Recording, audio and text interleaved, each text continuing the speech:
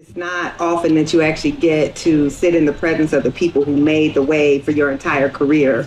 My career could not exist without you and others like you. You and I both know about how poorly covered our history has been.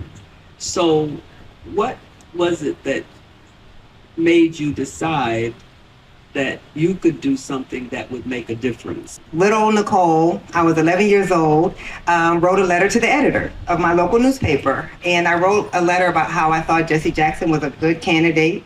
I thought he talked about issues that were important, and that the reason he didn't get elected was at least partially because he was a Black man. Every day I would go to the newspaper, open it up to the opinion section and see, did they publish my letter? And one day they did. And I never forgot how that felt, even as an 11-year-old, to write something about what I saw was an injustice. And they would print it in the paper and put Nikole Hannah, which was my unmarried name at the time, under it. And that you might not be able to change your society, but if you saw that something was wrong, you could force people to think about it and grapple with it. I was always joking with my editors as my story started getting longer and longer.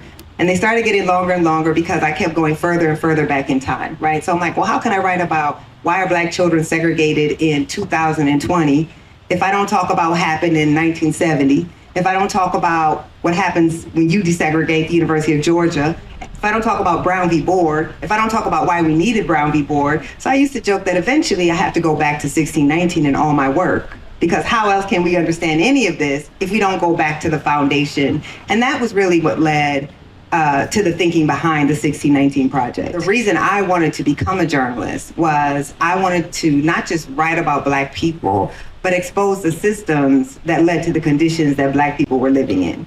Because one of the things about being bused to white schools is it taught me a lot of lessons that were not the intent, right?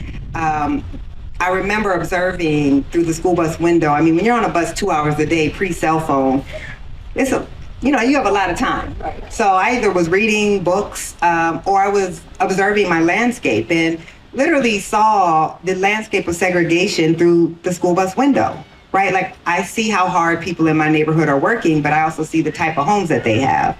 I see the lack of restaurants and businesses on our side of town and how everything got nicer as we crossed the Cedar River to go to the west side.